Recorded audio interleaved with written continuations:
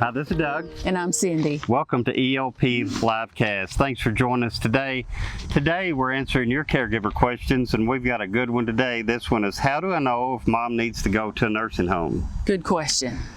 Good question. And so there are legitimate reasons that she might need to go. There's reasons that she may need to stay at home. And you know, if there is a mistake that we see people making sometimes, it's kind of bypassing the stuff that you could do at home and just going straight from, you know, mom's sick, she needs to go to the nursing home.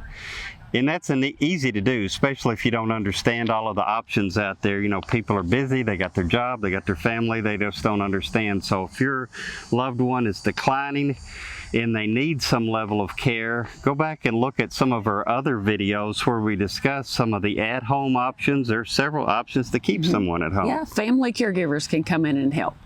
You may be able to hire professional caregivers to come in and help. My mom got physical therapy, speech therapy, occupational therapy at home. Now, granted, that was not care, but that was in home, and there were people there with her, you know, and I was there with her.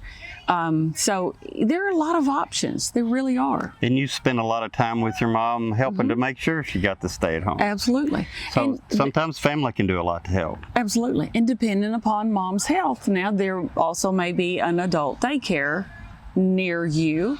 That may be an option. So there are a lot of options out there. Again, we've got various videos talking about these, but today we're going to be talking about why she would need to go, or how do you know if she does need to go.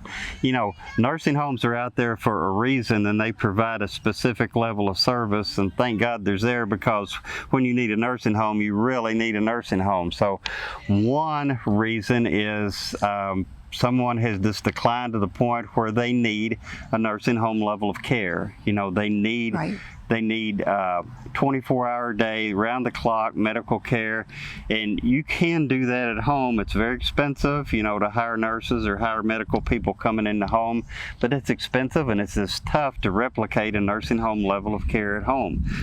And she may not need skilled care, somebody with her all 24 hours, but she may need access to them. And that's why you would need this level of care.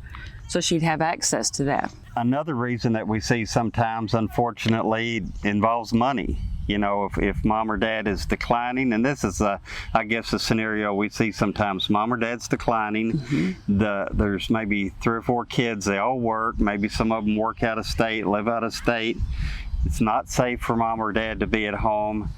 They can't meet their needs at home. Maybe they don't have the money to pay for care at home. You know, if you got to get non-medical home care coming in, it may be $20 an hour, and maybe they just don't have the money to do that. And depending upon the number of hours of care that they need each day, it can be more expensive to have that type of care in home as opposed to going to a skilled facility. So, you know, and sometimes the families tried as long as they could. Maybe they've kept mom or dad at home for a year or 2, or sometimes we see much longer. Yes. And maybe they've even had non-medical home care coming in, and now the money's run out, and it's just honestly the only option at this point is to consider a nursing home level of care if they skill for that level of care. Another one that we see often is mom and dad situation at home. Oh, How does yes. this work? Mom and dad are leaning on each other. One has the mental capacity to run the house, and the other one has the physical capacity.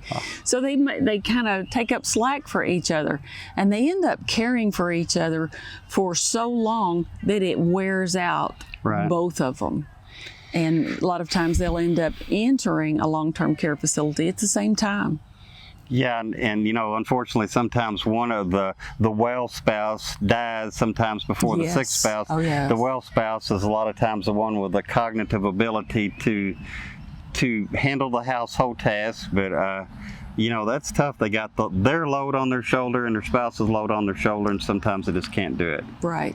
So it may be the best option for you. You need to do an assessment, look at your options, and see if skilled care is the best choice. Hope these tips help. Thanks for watching today. We'll see you again next time on ELP5Cast. So if you like this video, give us a thumbs up, and if you want to see more videos like this, click on the subscribe button to subscribe to this channel, and click on that little notification bell to be notified the next time we do a video. And if you want to interact with us, check out the description below and leave us a comment and let us know what legal or caregiver topics you'd like to hear about.